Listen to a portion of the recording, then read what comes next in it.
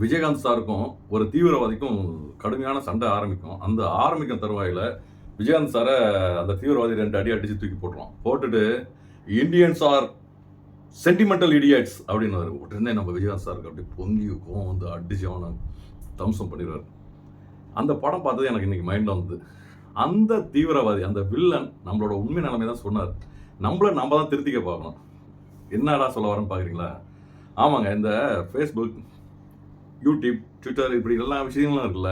இதில் இவங்க என்ன பண்ணுறாங்கன்னா, ஒரு போஸ்ட்டை போட்டு, அதாவது ஊனமுற்றோர்கள் இவங்களுக்கும் அவங்களுக்கும் சம்மந்தமே இருக்காது. அந்த ஃபோட்டோ மட்டும் தான் இருக்கும். அந்த ஃபோட்டோவை போட்டு, நான் இப்படி கை இல்லாமல் இருக்கேன், என்னெல்லாம் உங்களுக்கு பிடிக்குமா, ஒரு லைக் பண்ண மாட்டீங்களா, ஷேர் பண்ண மாட்டீங்களா, இப்படி சென்டிமெண்டலாக சொன்ன உடனே அப்படியே எல்லாம் இலகி அது என்ன விஷயம்னு கூட தெரியாமல் நம்ம ஷேர் பண்ணுவோம். இது ஒரு விஷயம். அப்புறம் இந்த வீடியோவை பார்த்த உடனே லைக் பண்ணுங்க, ஷேர் பண்ணுங்க, கமெண்ட் பண்ணுங்க. நம்ம சேனலை சப்ஸ்கிரைப் பண்ணுங்க. அப்போ நான் போட்ட வீடியோலாம் உங்களுக்கு வந்து சேரும். அப்படி இப்படி ஒரு சென்டிமெண்டலாக நம்மளை டச் பண்ணி அப்படியே உங்களை உள்ள இருக்கிறாங்க.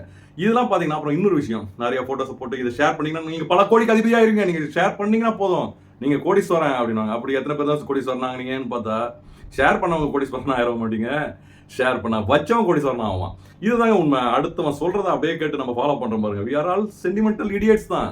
நம்மள இடியட்டாவே ஆக்கிட்டு இருக்காங்க.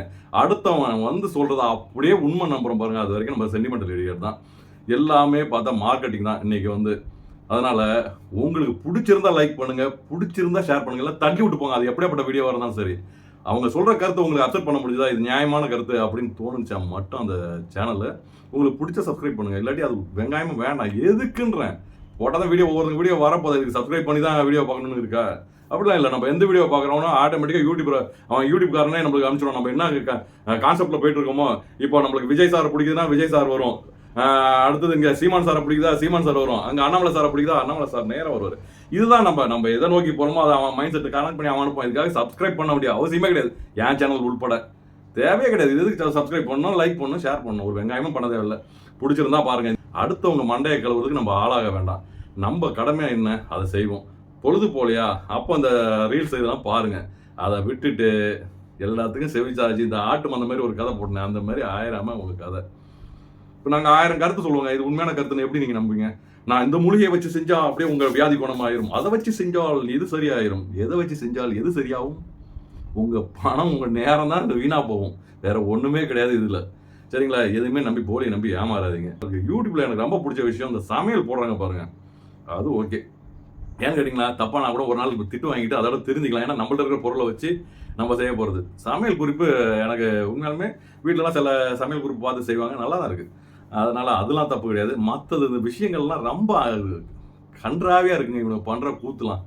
சரி, காமெடிக்கு ஏதாவது பார்க்குறீங்களா, ரைட் பாருங்கள். நீங்கள் அந்த காமெடியை நோக்கி பார்க்க ஆரம்பிச்சிங்கன்னா உங்களுக்கு ஆட்டோமேட்டிக்காக காமெடி நோக்கி காமெடி வந்துட்டு இருக்கும். அதுக்காக ஒரு சேனலை சப்ஸ்கிரைப் பண்ணி தான் அந்த காமெடியை பார்க்கணும்னு அவசியமே கிடையாது. அதே மாதிரி பல ஆயிரம் காமெடி பல பேர் போட்டது உங்களுக்கு வரும். இல்லை அவன் போட்ட காமெடி மட்டும் தான் வந்துட்டு இருக்கும். இது மட்டும் இல்லைங்க, இன்னும் பல விஷயம் இருக்குது. அதாவது சில பேர் வீடியோ போடுவாங்க. வீடியோ போட்டு நிறைய உதவி செய்கிற மாதிரிலாம் வீடியோ எடுத்து போடுவாங்க. நல்ல விஷயம், சப்போர்ட் பண்ணலாம், அதை கூட ஷேர் பண்ணலாம், தப்பு கிடையாது. ஆனால் அவங்க ஒரு சூழ்ச்சி ஒன்று பண்ணுவாங்க பாருங்கள். அதில் ஒரு கியூஆர் கோடை போட்டு அதை வச்சுருவாங்க. வச்சுட்டு நீங்கள் முடிஞ்சால் ஹெல்ப் பண்ணுங்கள், சப்போர்ட் பண்ணுங்கள் அப்படின்ட்டு. நான் என்ன சொல்கிறேன், ஏன்டா வெண்ண ஒன்னையால் முடிஞ்சால் நீ ஹெல்ப் பண்ணு, இல்லைன்னா பொத்திக்கிட்டு போ. அதை வீடியோ போடுறியா அதோட போயிரு. அதை விட்டுட்டு கியூஆர் கோடெல்லாம் எதுக்கு போட்டு பிச்சை எடுக்கிற? எங்களை சுற்றி இருக்கவங்களை நாங்கள் உதவி பண்ணிக்குவோம். சரியா? நீ ஒரு வெங்காயம் பண்ண வேண்டாம். உனக்கு பேர் புகழ வேணும்னா ஊராக போய் ஹெல்ப் பண்ணு. அது எங்களுக்கு தேவையில்லை. நாங்கள் அஜித் சார் சொல்லுவார் பாருங்க, அதை நான் ஃபாலோ பண்ணிட்டு இருக்கேங்க. இன்னைக்கு வரைக்கும் ஃபாலோ பண்ணிட்டு இருக்கேன். என் சொந்த பந்தங்கள் என்ன தேவையோ என்னால் முடிஞ்சது நான் செஞ்சுட்டு இருக்கேன். என்னை சுற்றி இருக்கவங்களுக்கு ஏதாவது ஒரு என்னால் முடிஞ்சது தாங்க. அதை என்னை தன்னை மூறி, அதாவது என் சக்தியை மீறி என்னால் செய்ய முடியாது. 10 ரூபானாலும் என்னால் முடிஞ்சால் அந்த 10 ரூபா செய்வேன், அவ்வளோதான். இதுக்காக நான் கடன் வாங்கி இருபத்தவங்களுக்கு கொடுக்க வேண்டிய அவசியம் எனக்கு கிடையாது. நான் பிச்சைக்காரன் ஆகி 100 பணக்கார ஆக வேண்டிய அவசியம் எனக்கு கிடையாது. அதனால தெளிவாக இருங்க வாழ்க்கையில். நம்ம விரலை அறுத்து தான் அடுத்தவனை தானம் பண்ணால் அந்த தானம் தேவையில்லைங்க நம்மளுக்கு. தனக்கு போனது தான் தானம், அதாவது நம்மளுக்கு மிஞ்சது தான் தானம். ஏன்னா சில பேர் நம்மளே வாங்குற கண்டிஷனில் இருப்போம். நம்ம இன்னொருத்தவங்களுக்கு கொடுக்கணுன்ற மனசு இருக்கும். அதை வச்சுக்கலாம் ஒரு ஆணியம் பிடுங்க முடியாது. அதனால் பொத்திக்கிட்டு இருங்க. கடவுள் ஒருத்தர் இருக்காரு, அவர் பார்த்துட்டு இருக்காரு. நம்ம உழைப்பு போதும், நம்ம சந்தோஷமாக இருப்போம், அது வாழ்வோம். பண உதவி இல்லாமல் மற்ற உதவியை நம்மளால் பக்கத்தில் உள்ளவங்க செய்ய முடிஞ்சா அதை செய்யுங்க. அக்கம் பக்கத்து வீட்டுக்காரங்கள்ட்ட பகைச்சிக்காதீங்க. ஒரு பணம் கொடுத்து ஒரு உறவை தக்க வைக்கணும்னா அது நடக்கிற கதை கிடையாது. எந்த உறவுமே பணம் கொடுத்து தான் தக்க வைக்கணும்னு நினச்சிங்கன்னா அந்த உறவு தேவையில்லை. அப்படி தக்க வைக்க முடியாதுங்க. யாருமே அது ஃப்ரெண்ட்ஸாக இருக்கட்டும், யாராக இருக்கட்டும், ஐயோ இவனுக்கு செலவு பண்ணால் தான் நம்ம கூட வருவான், இல்லைன்னா வரமாட்டான் அப்படின்னு அந்த பயம் இருந்தால் அந்த ஃப்ரெண்ட்ஸ் கூட பழகாதீங்க. யாருமே நம்மளாம் இழுத்து பிடிச்சி தக்க வைக்க முடியாதுங்க. அவங்களா விருப்பப்பட்டு நம்ம கூட பேசினா ரைட்டு, பேசலையே சல்யூட்டு, அவ்வளோதான், சிம்பிள். சில பேர் இருக்காங்க, குவார்டர் வாங்கி கொடுத்தா தான் கூடயே வருவாங்க. எனக்கு ஏதாவது குவார்டர் வாங்கி தெரியா வரேன் அப்படின்னாங்க. அது மாதிரி ஏதாவது வேலை இதேமாரி ஏமாற்றும் பாருங்கள். ஒரு குவார்டர் வாங்கி தரேன், அந்த வேலையை முடிச்சுடுவாங்க. 500 வேலையை 200 முடிச்சுட்டு போகிறவங்களும் அப்படி டேலண்ட் உள்ளவங்களும் இருக்காங்க. மொத்தத்தில் ஏதாவது ஒன்றில் நீங்கள் அடிக்ட் ஆகிட்டீங்கன்னா அதை வச்சு உங்களுக்கு வேலையை முடிச்சிடுவாங்க.